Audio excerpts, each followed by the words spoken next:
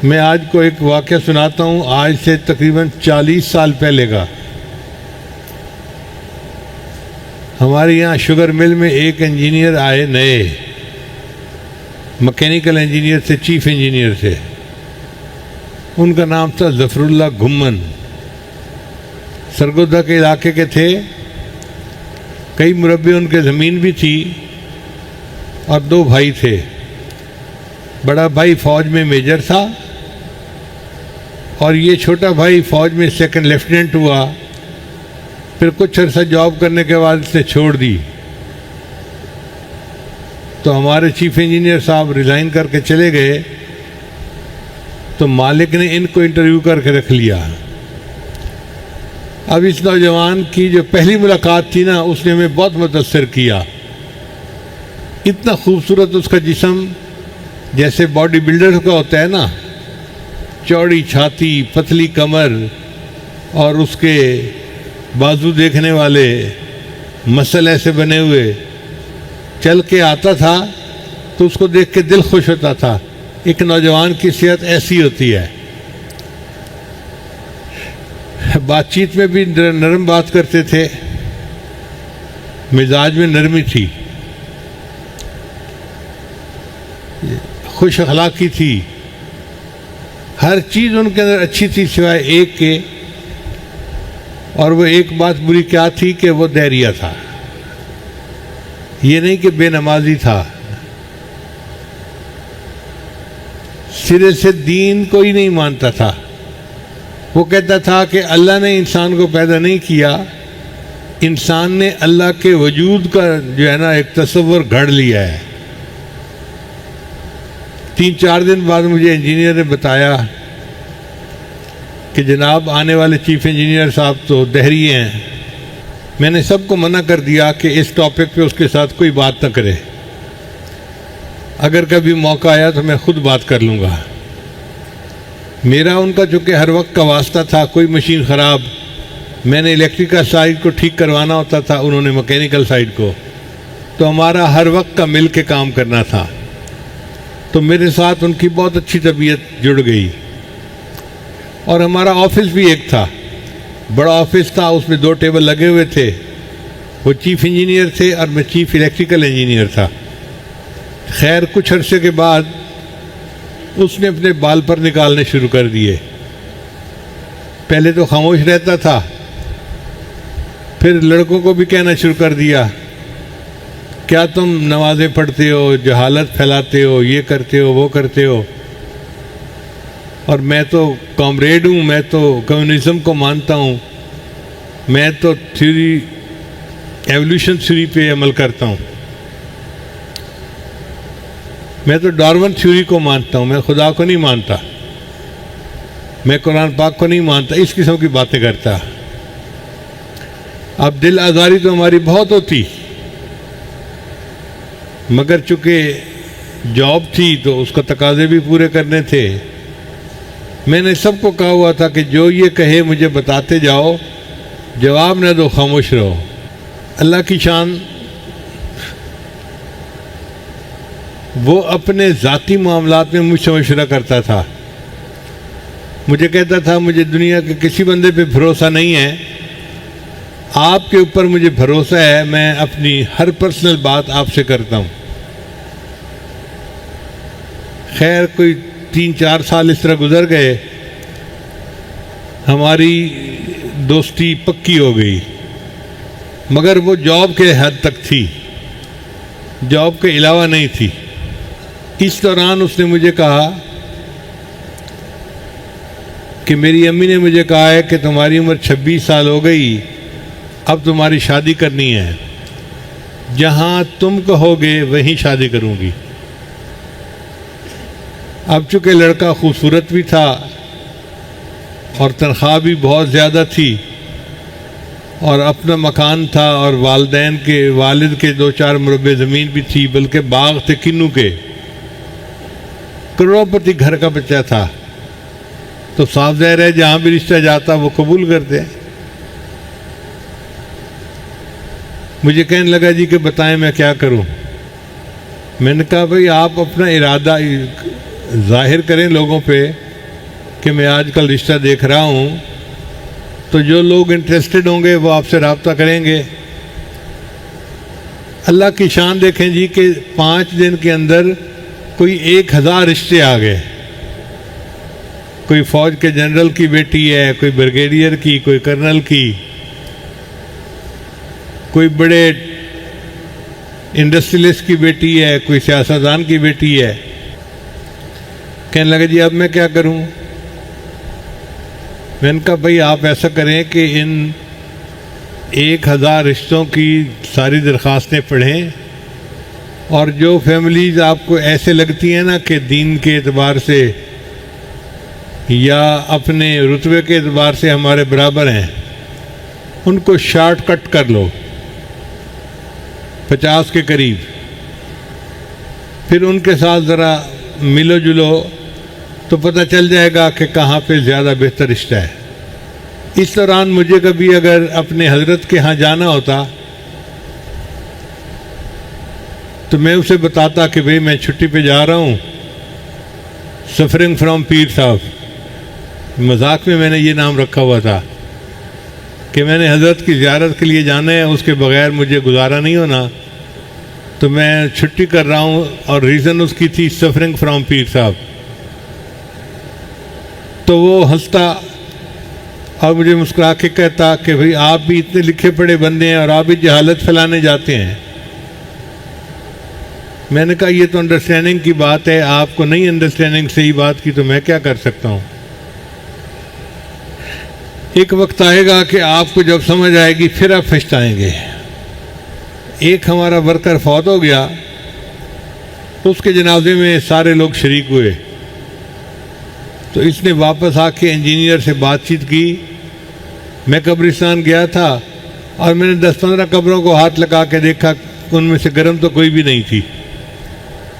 یعنی یہ مذاق کر رہا تھا کہ قبر کا عذاب دھکوسلا ہے، سائنس اس کو نہیں مانتی، لہذا یہ فضول چیز ہے۔ تو کہنے لگا میں نے تو 10-15 قبروں کو ہاتھ لگایا، کوئی بھی گرم نہیں تھی۔ میرا ارادہ تھا کہ آج میں پھر اس سے بات کروں گا۔ ہماری میٹنگ لمبی ہوتی گئی۔ اس دوران ایک انجینئر آیا، مکینیکل کا تھا۔ وہ اسے کہنے لگا جی کہ میں پریشان ہوں، میری والدہ بیمار ہے، مجھے تنخواہ ایڈوانس چاہیے، یعنی مہینہ ختم ہونے سے پہلے دے دیں۔ تو اس نے درخواست پہ سائن کر دیے، اور سائن کرنے کے بعد اس نے اسے کہا کہ یار تم ہر وقت روتے رہتے ہو کہ پیسہ آئے گا کہاں پہ، اور میں ہر وقت پریشان رہتا ہوں کہ پیسہ لگاؤں گا کہاں پہ۔ وہ لڑکا تو چلا گیا۔ میں نے اس سے بات کی، میں نے کہا دیکھیں ظفر اللہ صاحب، آپ نے جو بات کی ہے نا کہ میں تو پریشان رہتا ہوں کہ پیسہ لگاؤں گا کہاں پہ، یہ تکبر کی بات ہے، اور تکبر کی سزا دنیا میں لازمی ملتی ہے۔ بڑے بڑے فرعون اور نمرود آئے اور اللہ نے سب کو عبرتناک سزا دی۔ آپ نے بھی الفاظ ایسے ہی بولے ہیں فرعونوں والے۔ میرا مشورہ یہ ہے بحیثیت دوست کے کہ آپ توبہ طائب ہو جائیں اور اللہ سے معافی مانگ لیں۔ کہتے ہیں جتنا آپ اللہ سے ڈرتے ہیں میں نہیں ڈرتا۔ جب اس نے کہا نا جتنا آپ اللہ سے ڈرتے ہیں میں نہیں ڈرتا، میں نے کہا کہ اچھا پھر اب جو ہے نا کاؤنٹ ڈاؤن شروع ہو گیا، اب دیکھنا پھر تمہارا حشر ہوتا کیا ہے۔ پھر ہم اپنے ٹیکنیکل باتوں میں لگ گئے۔ دوسرے دن ہمیں پتہ چلا کہ جناب انجینئر صاحب کا ایک چھوٹا سا ایکسیڈنٹ ہو گیا۔ وہ شام کو اپنے سائیکل موٹر پہ جا رہے تھے، زمین پہ گر گئے، چوٹیں آ گئیں، آج ڈیوٹی پہ نہیں آئے۔ دوپہر کے وقت میں ان کے پاس گیا توا پرسی کے لیے، تو میں نے پوچھا کیا ہوا؟ کہنے لگے بس سائیکل موٹر چلا رہا تھا، نئی موٹر سائیکل تھی، اور سامنے گاڑی بھی نہیں تھی، یہی ٹوبر روڈ کے اوپر۔ پتہ نہیں اچانک آنکھوں میں اندھیرا آیا اور میری سائیکل جو تھی وہ ایک درخت کے اندر جا کر لگی۔ پھر دوسرے دن وہ اپنے کمرے سے چل کے آ رہے تھے گھر کے لان میں کہ چائے پینی تھی، پھر زمین کے اوپر گر گئے۔ دیکھنے والے نے بتایا کہ جناب آپ نے ایک پاؤں اٹھایا اور رکھنے کے بجائے دوسرا پاؤں پھر اٹھا لیا، تو جب دونوں پاؤں اوپر اٹھیں گے تو بندہ نیچے گرے گا۔ اب ان کو فکر لاحق ہوئی، چنانچہ انہوں نے اپنے بھائی کو فون کیا، وہ فوج میں میجر تھا اور یہ صاحب خود بھی فوج میں رہ چکے تھے۔ اس نے ان کو کہا کہ جی آپ اسلام آباد آ جائیں، میں ملٹری ہاسپٹل میں آپ کا چیک اپ کروا دیتا ہوں۔ 1 مہینے کے لیے چھٹی پہ چلے گئے اور اس دوران ان کی ٹریٹمنٹ ہوئی تو کچھ بہتر ہو گئی طبیعت۔ واپس آئے، جب واپس آئے تو پھر میں نے کہا دیکھیں ابھی تو ابتدا ہے، آپ ابھی سے رجوع کر لیں، توبہ کر لیں تو زیادہ بہتر ہے، ورنہ پھر یہ ایک سے اوپر ایک جو تھپڑ لگے گا نا وہ تیل تر ہوتا جائے گا۔ تو ہنس پڑا، کہنے لگا میں آپ کے ساتھ بحث نہیں کرنا چاہتا، میری دوستی بہت اچھی ہے، میں کیوں اپنی بات سے ایک دوسرے کے مزاج کو خراب کروں۔ اللہ کی شان دیکھیں کہ ان کے اوپر دوسرا کیا ہوا، اچانک آئی سائٹ خراب ہو گئی اور آنکھوں نے ایک جگہ پہ فوکس کرنا چھوڑ دیا۔ ایک بندہ کھڑا ہے، 2 نظر آ رہے ہیں، اب یہ نہیں پتا کہ یہ اصل بندہ ہے یا یہ اصل بندہ ہے۔ تو یہ تو بہت خطرناک بیماری تھی۔ چنانچہ ان کو سب نے کہا کہ آپ تو فیکٹری کے اندر داخل ہی نہیں ہو سکتے، آپ سمجھیں گے کہ مشین یہاں ہے اور مشین یہاں ہوگی اور ایکسیڈنٹ ہو جائے گا۔ لو جی فیکٹری میں جانا بند، دفتر تک مقید ہو کے بیٹھ گئے۔ 1 ہفتہ اس طرح گزرا، 1 ہفتے کے بعد پھر تیسری نشانی کہ ہاتھوں میں پسینہ ایسا جیسا قطرے ٹپکتے ہیں نا کسی چیز میں سے، قطرے ٹپکنے لگے۔ اتنا پسینہ آتا کہ ڈاکومنٹ کے اوپر سائن ہی نہیں کر سکتے تھے، جو ڈاکومنٹ سائن کرو اسی کے اوپر پسینے کے قطرے گرے ہوئے ہیں۔ اب پریشانی اور بڑھ گئی کہ میں تو کاغذ کے اوپر سائن کرنے کے قابل بھی نہ رہا۔ خیر اس دوران علاج ان کا چلتا رہا مگر معاملہ ایسا ہی رہا۔ پھر اس کے بعد ان کو 4تھے نمبر پہ بخار ہوا، پھر یہ 2 مہینے کی چھٹی پہ چلے گئے۔ 2 مہینے کے بعد میرے دل میں خیال آیا کہ جا کے ان کی طبیعت کا پتہ تو کرنا چاہیے۔ چنانچہ میں یہاں سے گاڑی پہ اکیلا سرگودا ان کے گھر گیا، بڑا عالی شان ان کا گھر تھا۔ خیر مجھے ان کے کمرے تک پہنچایا گیا تو میں نے دیکھا کہ بالکل ہڈیوں کا ڈھانچہ، اتنا یہ بندہ کمزور ہو گیا تھا کہ خود کروٹ بھی نہیں لے سکتا تھا۔ بھائی آ کے کروٹ دیتا تھا تو یہ کروٹ بدلتا تھا، ورنہ خود کروٹ لینے کے قابل بھی نہیں تھا۔ اب میں خاموش بیٹھا ہوں اور میری آنکھوں سے ٹپ ٹپ آنسو گر رہے ہیں۔ یا اللہ یہ اتنا قوی نوجوان تھا، اتنا خوبصورت نوجوان تھا، اور آج اس کی حالت یہ کہ یہ کروٹ لینے کے بھی قابل نہیں۔ اس کو کھانا کھلانا تھا تو اس کا بھائی اس کے منہ میں لقمے توڑ کے ڈال رہا تھا، وہ خود لقمہ توڑ کے کھانے کے قابل بھی نہیں تھا۔ خیر تھوڑی دیر بیٹھے، پھر میں نے کہا کہ میں واپس جاتا ہوں، تو مجھے کہنے لگا کہ آپ تو میری زندگی کے رازدار ہیں، مجھے ایک ایسی بیماری ہے جو لا علاج ہے، اور ہو سکتا ہے میری اور آپ کی یہ آخری ملاقات ہو۔ میں نے اس کتاب کے بارے میں نے اس بیماری کے بارے میں بہت پڑھا ہے، بس میں اب اتنا ویک ہو گیا ہوں کہ اب میرا اٹھنا مشکل ہے۔ میں نے کہا کہ دیکھیں آپ کا علاج اگر پوری دنیا میں کہیں بھی ہوتا ہے نا تو ہم کروائیں گے، اللہ آپ کو شفا دیں گے، اور ایک وقت آئے گا کہ آپ ہمارے ساتھ مل کے نمازیں پڑھا کریں گے۔ تو یہ مسکرا پڑا. میں نے کہا کہ میں جا رہا ہوں واپس, میں گروپ کے چیئرمین سے بات کرتا ہوں کہ خرچہ کریں اور آپ کا علاج اگر کہیں بھی ممکن ہے تو ہو جائے. کہنے لگا ٹھیک ہے. لو جی, میں غمزدہ دل کے ساتھ واپس آیا اور میں نے آ کر اپنے گروپ کے چیئرمین سے بات کی کہ ہمارے چیف انجینئر صاحب ڈیوٹی کے دوران بیمار ہوئے. اب کمپنی کو تو اتنا فرق نہیں پڑتا, شوگر کی وجہ سے منہ چونکہ خشک ہو جاتا ہے تو مجھے بولنا مشکل ہوتا ہے, اس لیے میں ایک گھونٹ لے لیتا ہوں. اگر پانی پینا ہوتا تو میں 3 گھونٹ پیتا. میں نے انہیں کہا جی کہ آپ کی 36 فیکٹریاں ہیں, آپ کو تو پیسے کا کوئی مسئلہ نہیں, آپ اس کا علاج کروا دیں. وہ مجھے کہنے لگے بہت اچھا, اب آپ کا یہ پروجیکٹ ہے, دنیا میں جہاں کہیں علاج ممکن ہے آپ اس کا علاج کروائیں, میرے پاس بل لے آنا, میں اپروو کر دوں گا. انہوں نے مجھے کھلی چھٹی دے دی. میں نے ایک خط لکھا WHO ورلڈ ہیلتھ آرگنائزیشن کو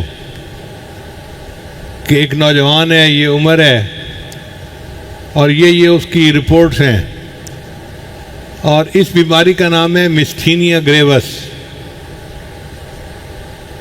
اگر دنیا میں کہیں بھی اس کا علاج پاسبل ہے تو آپ بتائیں. انہوں نے جواب میں لکھا کہ جی یہ تو لا علاج بیماری ہے, مگر کینیڈا کے ایک ڈاکٹر کی بیوی کو یہ ہو گئی تھی, اس نے دن رات محنت کر کے بیوی کا کامیاب علاج کر لیا. ہم آپ کو ایڈریس بھیجتے ہیں, آپ ان سے رجوع کریں. چنانچہ ہم نے اس ڈاکٹر کو خط لکھا. اس نے جواب دیا کہ میں علاج کر تو سکتا ہوں, مہنگا بہت ہے, ہر دن کے اتنے پیسے لگیں گے, رہائش کے اتنے پیسے, ہوٹل اکاموڈیشن کا اتنا خرچہ ہوگا, ہاسپٹل کا, یہ وہ. ہم نے کہا بھئی جو مرضی ہو, علاج کروانا ہے. اس نے ٹائم دے دیا جی کہ 15 دن کے لیے میرے پاس آ جائیں. میں نے ٹکٹ بھی بنوائی, اور اللہ کی شان دیکھیں کہ PIA کی پرواز کینیڈا اس زمانے میں نہیں جاتی تھی, یا جاتی بھی ہوگی تو ہفتے میں کوئی 1 دن کی. تو مجھے سعودیہ کی فلائٹ ملی. میں نے 2 ٹکٹیں بنوائیں, ایک اس کی اور ایک اس کے بھائی کی, تاکہ بھائی اس کو لے کے جائے اور اس کا علاج کروائے. پھر میں سارے کاغذات اکٹھے کر کے لے کے گیا, اور میں نے وہاں جا کے ظفر اللہ کو کہا کہ دیکھو ظفر صاحب, آپ کے ویزے بھی لگ گئے, ٹکٹیں بھی بن گئیں, مگر ٹکٹیں سعودی ایئر لائن کی بنی ہیں. اب آپ میرے ساتھ وعدہ کریں کہ جب آپ صحت مند ہو کے واپس آئیں گے نا تو آپ واپسی پہ آ کے عمرہ کریں گے.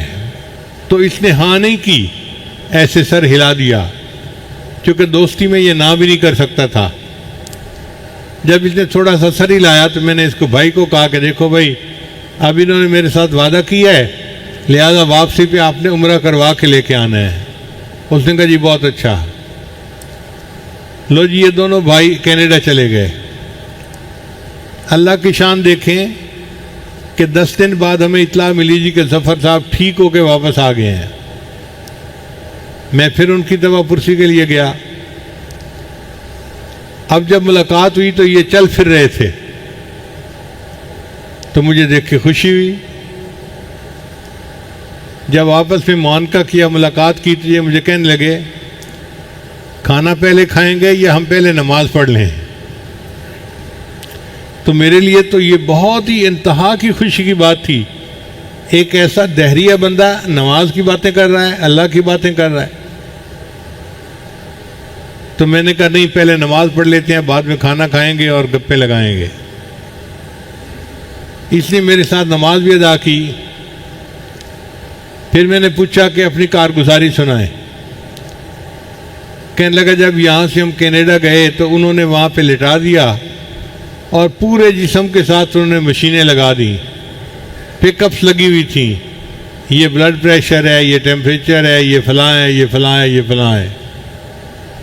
وہ ڈاکٹر بلڈ کو سینٹریفیوج کیا کرتا تھا، یعنی بلڈ کے ساتھ ایک مشین لگاتا تھا تو بلڈ اس کی مشین میں سے جاتی تھی اور وہاں پہ جو بیماری کا پلازما ہوتا تھا نا اس کو وہ الگ کر لیتا تھا سینٹریفیوگل فورس کے ذریعے سے۔ ڈاکٹر نے 3 دن کے بعد بتایا کہ میں 1 دفعہ سینٹریفیوج کرتا ہوں تو مریض ٹھیک ہو جاتا ہے، اور آپ کا میں 5 دفعہ سینٹریفیوج کر چکا ہوں اور کوئی فائدہ نہیں ہوا، لہذا مجھے لگتا ہے کہ آپ کی بیماری کا علاج کوئی نہیں۔ پھر 2 دن اور گزر گئے، پھر اس نے اس کے بھائی کو بلایا اور کہا کہ دیکھو بھائی 7 دن ہو گئے ہیں اور مجھے 1% بھی امید نہیں ہے اس بندے کے بچنے کی، اس نے ہے مرنا، یہیں رہو گے تو 5-10 دن میں یہیں مر جائے گا، اور اگر زندہ چہرہ کسی کو دکھانا ہے تو لے جاؤ اس کو۔ بھائی نے فون کیا تو ماں نے کہا بیٹا جب وہاں علاج نہیں ہے تو پھر میرے پاس لے آؤ، میں کم از کم 1 مرتبہ دیکھ لوں گی، کوئی بات ہی کر لوں گی۔ اب اس کا بھائی اس کو واپس آنے لگا، پتہ چلا کہ سعودی عرب کی بھی فلائٹ ہفتے میں 1 تھی کینیڈا کی اس زمانے میں، اور ان کے پاس کوئی عمرے کا ویزا بھی نہیں تھا، تو بھائی نے اس کو جہاز پہ ڈالا اور جدہ پہنچ گیا۔ اس کا خیال تھا کہ میں جدہ جا کے درخواست کروں گا کہ مجھے پاکستان کی فلائٹ دے دو، مگر وہ بھی فلائٹ فل تھی، تو جدہ والوں نے کہا کہ ہم آپ کو 3 دن کا ویزا دے دیتے ہیں، آپ ہوٹل میں رہنے کی بجائے آپ ایئرپورٹ پہ رہنے کی بجائے ہوٹل کے کمرے میں جا کے ریلیکس کریں، اور 3 دن کے بعد جو اگلی فلائٹ ہے نا اس پہ چلے جائیں۔ چنانچہ بھائی اس کو لے کے ہوٹل کے کمرے میں آ گیا۔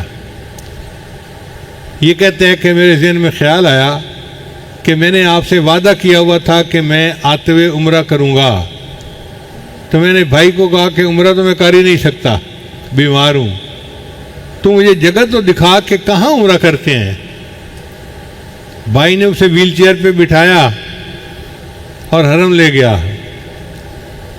کہتے ہیں کہ میں نے جب حرم دیکھا تو میں یہ سوچ رہا تھا اتنے لاکھوں لوگ مگر سب کے دماغ خراب کہ یہ اللہ کو مانتے ہیں، یعنی ایک دہریے بندے کی کیفیت سنیے جو بیت اللہ کے سامنے کھڑا ہے جا کے۔ وہ کہتے ہیں کہ میں اتنے لوگوں کو دیکھ کے یہ سوچ رہا تھا کہ جہالت کتنی عام ہو گئی، لاکھوں لوگ ہیں اور یہ چکر لگا رہے ہیں، گھوم پھر رہے ہیں، اور یہ خدا کو مانتے ہیں جبکہ خدا تو موجود ہی نہیں ہے۔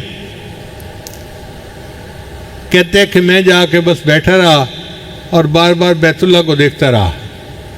یہ جو بیت اللہ کو بار بار دیکھنا تھا اسی سے اس کو اللہ نے برکت دے دی۔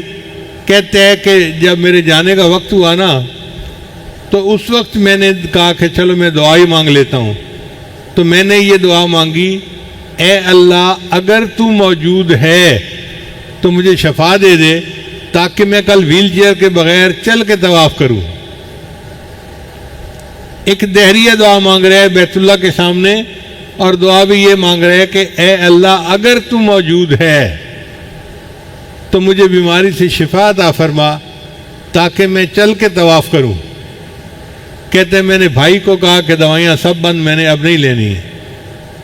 اللہ کی شان کے اگلے دن میرے جسم کے اندر کافی قوت تھی، بھائی مجھے لے کے آیا اور اس دن میں نے طواف کیا، اور طواف کے بعد بیت اللہ کے سامنے بیٹھ کے کلمہ پڑھا۔ اگر ایک دہریہ بندہ بھی حرم میں جا کے دعا مانگتا ہے اللہ اس کو ایمان جیسی دولت عطا فرما دیتے ہیں، تو ایک مومن اگر وہاں جا کر دعائیں مانگے گا تو اللہ اس کی دعائیں کیوں نہیں قبول فرمائیں گے؟ اس لیے وہ بیت اللہ ایسی عجیب جگہ ہے، جو مانگتا ہے بندہ اللہ عطا فرما دیتے ہیں۔ مومنوں کی تو دعائیں قبول ہونی ہیں، جو دہری ہیں اللہ ان کی بھی دعائیں قبول فرما لیتا ہے۔ لو جی اس طرح یہ بندہ مسلمان ہوا، اس نے کلمہ پڑھا اور واپس آ کے نمازیں پڑھنی شروع کر دیں۔